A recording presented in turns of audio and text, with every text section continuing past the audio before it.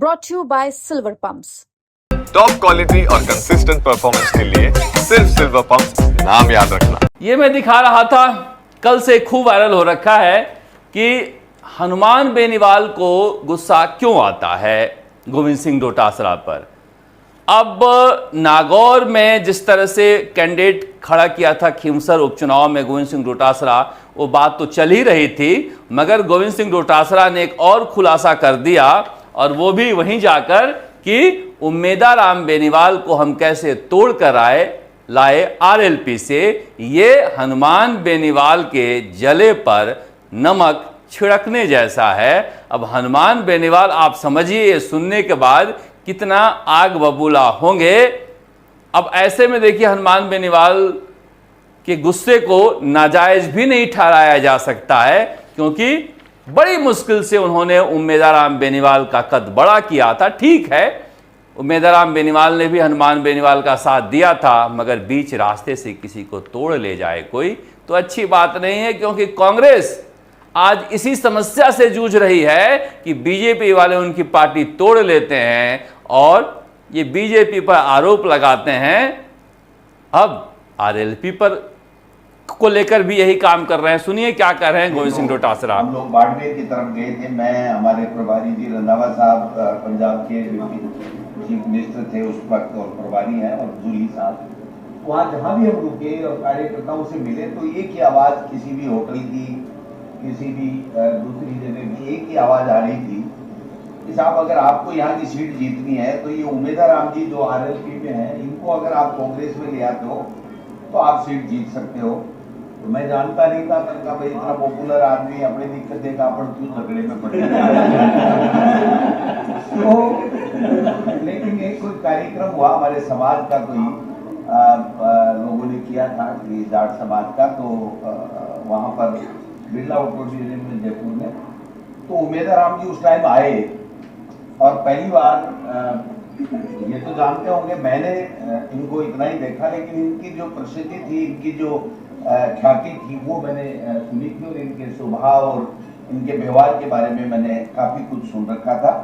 तो जब इन्होंने वहां पर स्पीच दिया, आज की तरह बिल्कुल मीठा मीठा छोटा सा किया, तो मैं कहा इससे तो खतरा नहीं है, ये ठीक है, अच्छे आदमी होते हैं तो उससे खतरा नहीं होता है। तो मौका मिला और संजोग ये हुआ कि ये हमारी पार्टी में आए और हमें एक सीट दिलाई। और देखिए, अब इसको डिकोड कीजिए। एक तरफ तो हनुमान बेनीवाल को कमजोर करने वाली बात है, दूसरा ये कह रहे हैं कि हमने सोचा कि इतने लोकप्रिय नेता को क्यों ले आएं, ये कष्ट देगा। फिर बाद में हमें पता चला कि नहीं, ये उस तरह का नहीं है, ये कोई खतरा नहीं बनेगा। कांग्रेस को इसी मानसिकता से बाहर निकलना है कि कोई नेता किसी के लिए खतरा बन रहा है। खतरा बनने और बनाने के नाम पर अशोक गहलोत, सचिन पायलट ने पूरी पार्टी की ऐसी तैसी कर दी। अब गोविंद सिंह डोटासरा के मन में भी रहता है कि कोई नेता खतरा न बन जाए, तो फिर ये कांग्रेस के लिए सबसे खतरनाक बात है। 1 और 1 11 बनना चाहिए।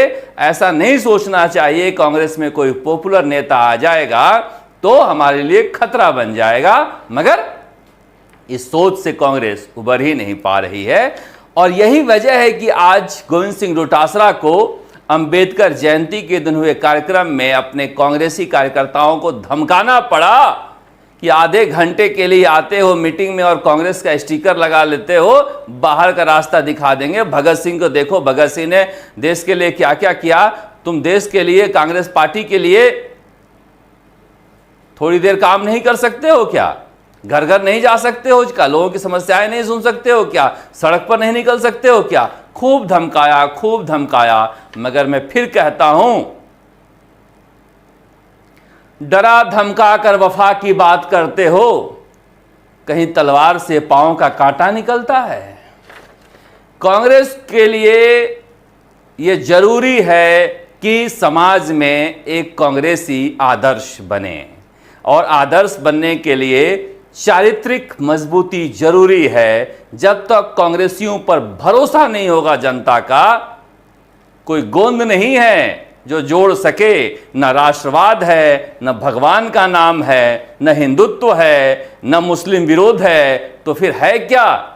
कांग्रेस के पास कांग्रेसी होने का चरित्र होना चाहिए ताकि लोगों का भरोसा उन पर जगे। ये कैसे हो? क्योंकि गोविंद सिंह डोटासरा जब बता रहे थे कि कांग्रेसी घर से नहीं निकल पा रहे हैं और धमका रहे थे कि स्लीपर सेल को बाहर कर दिया जाएगा, ये बता रहे थे कि जो जोगिंदर रवाना भागे हैं आरएलपी में, वो भगाए जाने वाले ही थे क्योंकि वो सक्रिय नहीं थे। ठीक उसी वक्त जयपुर के सदर थाने में एक महिला 3 कांग्रेसी, ये साख पर बड़ा बट्टा है। क्योंकि देखिए, आप कांग्रेस दफ्तर में आज गए होंगे या जाते हैं तो 50% जो भीड़ है वो मुस्लिम समुदाय की रह गई है, 50% ही हिंदू समुदाय की आती है। आप समझिए कांग्रेस के सामने कितना बड़ा संकट है। इस संकट से कांग्रेस को निकलना है और निकलने के लिए अपने बेस को मजबूत बनाना है, अपने चरित्र को मजबूत बनाना है, तभी निकल पाएंगे। और ये सारे कांग्रेसी यहाँ बैठे हुए हैं। अभी इतनी गर्मी में इतने पसीने कहाँ से बहेंगे पता नहीं, मगर पसीना तो बहाना ही पड़ेगा, साख तो बनाना ही पड़ेगा। तभी गांधी, नेहरू और इंदिरा की सियासत के साथ साथ अंबेडकर वाली सियासत भी आगे जा पाएगी। पर आज का दिन सचिन पायलट के लिए भी था। सचिन पायलट बिहार के ताबड़तोड़ दौरे के बाद दिल्ली में सक्रिय रहे और दिल्ली के बाद कल से लगातार राजस्थान में सक्रिय हैं। कल जब वो जा रहे थे जाकिर गहसावत के यहाँ घर, उनके पुत्र के शादी में, तो जो नज़ारा दिख रहा था, वो नज़ारा सिर्फ हमें दिखता है ऐसा नहीं है, वो नज़ारा कांग्रेस के आम कार्यकर्ताओं को भी दिखता है। ये टोंक की तस्वीर है, जो सबसे ताज़ा तस्वीर है, जहां पर बाबा साहब भीमराव अंबेडकर की मूर्ति पर माल्यार्पण करने की तस्वीर है। उनके साथ कांग्रेस के अन्य विधायक भी नजर आ रहे हैं, अन्य कार्यकर्ता भी नजर आ रहे हैं, मगर उनकी लोकप्रियता को लेकर अब बहुत कुछ कहने के लिए बचा नहीं है और बार बार एक ही चीज को क्या कहा जाए। मगर फिर भी जो कुछ नजर आता है सड़कों पर, क्या वो कांग्रेस के कार्यकर्ताओं के दिल में भी है? ये बात जब राहुल गांधी रणथंभौर पहुंचे तो फिर पूरी दुनिया को पता चली कि ये बात भले ही जयपुर में बैठे कांग्रेस के मूर्धन्य नेता खांचों में बटे कांग्रेस के मूर्धन्य नेता, वरिष्ठ नेता न समझ पाए, मगर राजस्थान का आम कार्यकर्ता चाहता है कि सचिन पायलट एक मजबूत चेहरे के रूप में राजस्थान में सक्रिय हों। फिर वही बात कि भरोसा पैदा करने के लिए एक भरोसेमंद चेहरे की जरूरत है। जाति पर न धर्म पर जो कांग्रेस की सियासत चलती थी, उस सियासत को आगे बढ़ाने के लिए सचिन पायलट नाम का एक चेहरा है। और ये बात छुट्टन लाल मीणा, जो सवाई माधोपुर में ब्लॉक अध्यक्ष बताए जाते हैं, या पता मंडल अध्यक्ष, राहुल गांधी से बातचीत कर रहे थे। तो राहुल गांधी ने पूछा, राहुल गांधी पूछते रहते हैं कि कांग्रेस में क्या होना चाहिए, तो मीणा जी ने कहा कि कांग्रेस में युवा नेतृत्व होना चाहिए। उन्होंने कहा अशोक गहलोत और सचिन पायलट को लेकर क्या सोचते हैं? उन्होंने कहा कि सचिन पायलट को राजस्थान में चेहरा बनाना चाहिए। ये बात आम लोगों में है, ये बात आम लोगों में है कि सचिन पायलट एक मजबूत चेहरे के रूप में राजस्थान में आ सकते हैं। गोविंद सिंह डोटासरा, टीकाराम जूली और सचिन पायलट, हरीश चौधरी, ये 3-4 ऐसे नेता हैं जो राजस्थान में कांग्रेस को पुनर्जीवित कर सकते हैं अगर एक दूसरे को खतरा माने बिना मजबूती से काम करें तो। मगर यह अंबेडकर एक महान क्रांतिकारी अर्थशास्त्री पुस्तक विवेचना के मौके पर सचिन पायलट यहां पर बैठे हुए हैं मंच पर। एक महान क्रांतिकारी अर्थशास्त्री। कहा ना मैंने, बाबा साहब के बहुत सारे एस्पेक्ट हैं जीवन के, उनके विचार जो हैं वो धर्म से लेकर अर्थशास्त्र, समाज से लेकर दुनियादारी, हर चीज पर महत्वपूर्ण है, जहां पर ये दिखाई दे रहे हैं। मगर पत्रकारों की दिलचस्पी इस बात में थी कि सचिन पायलट जब बात करने लगे टोंक में, तो कि ये उनके नागौर जाने का दृश्य है। सचिन पायलट जब मीडिया से बातचीत करने लगे तो पत्रकार ने पूछा कि राहुल गांधी को एक कांग्रेस के कार्यकर्ता ने कहा है कि सचिन पायलट को चेहरा बनाया जाए। कोई होता तो खुशी के मारे उछलने लगता, मगर रणदीप सिंह सुरजेवाला को मैं कल सुन रहा था, वो कह रहे थे कि सचिन पायलट अपनी उम्र से ज़्यादा परिपक्व नेता हैं। उन्होंने कहा कि नहीं, हमारे यहाँ राजस्थान में कांग्रेस में अभी पार्टी ने हमारे दूसरे नेताओं को कमान दे रखी है और वो बहुत अच्छा काम कर रहे हैं। पार्टी हमारी मिलकर, इकट्ठा होकर, एकजुटता के साथ 3.5 साल बाद चुनाव में जाएगी और बीजेपी को हराएगी।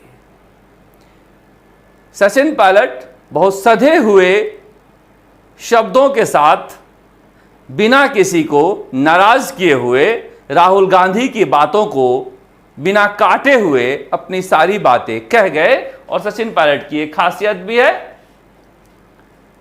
हालांकि झालावाड़ में गए थे एक विधायक के यहाँ शादी में और वहाँ से टोंक आए हैं, कल गए थे, कल भी एक शादी में गए थे, तो इसी तरह का कार्यक्रम बनते हुए गया था।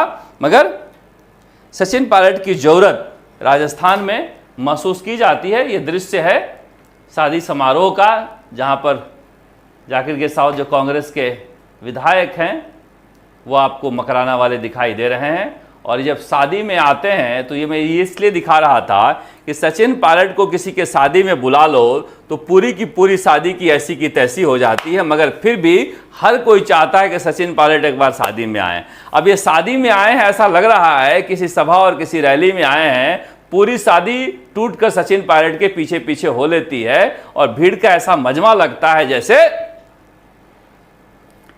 शादी के मुख्य चेहरा यही हैं। मगर सचिन पायलट की काबिलियत भी यही है। अभी आजमाए भी नहीं गए हैं। जब आजमाए नहीं जाते हो तो आप पर दांव लगाने वाले भी बहुत होते हैं। पर इससे इतर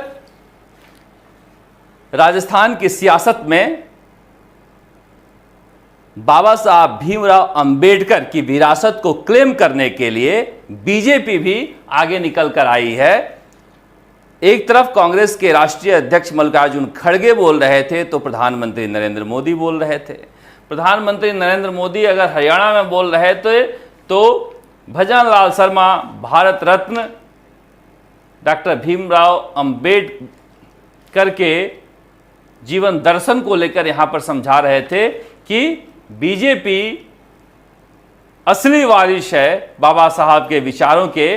और देखिए खड़े किए गए हैं दलित उप मुख्यमंत्री बैरवा जी बगल में, और ये तीर्थ यात्रा का है कि जो वाहन चालक है उनसे मिल रहे हैं, हरी झंडी दिखा रहे हैं और बाबा साहब की प्रतिमा और साथ में कॉन्स्टिट्यूशन ऑफ इंडिया, जिस कॉन्स्टिट्यूशन को लेकर बार बार कांग्रेस हमला करती है, उसके आगे नतमस्तक हैं मुख्यमंत्री भजन लाल शर्मा।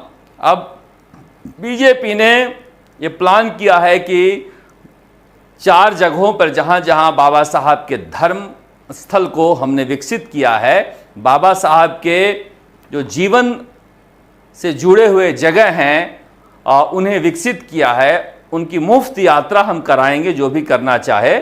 और उसके लिए आज ये बस सेवा शुरू की जा रही थी। अब बीजेपी ये भी प्लानिंग कर रही है कि बाबा साहब की बहुत सारी यादें लंदन में भी है, तो कुछ लोगों को मुफ्त में लंदन भी भेजा जाएगा जो बाबा साहब के दर्शन को समझकर आएंगे। ये विरासत की जंग है बाबा साहब के नाम पर, जो आपको ये दिखाई दे रही है।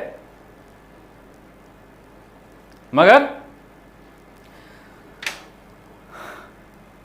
बार बार वही बात मैं कहता हूं कि महापुरुषों के नाम पर हमें खांचे में बंटकर संघर्ष नहीं करना चाहिए। ये सब हमारे हैं, आपके हैं, अपने हैं।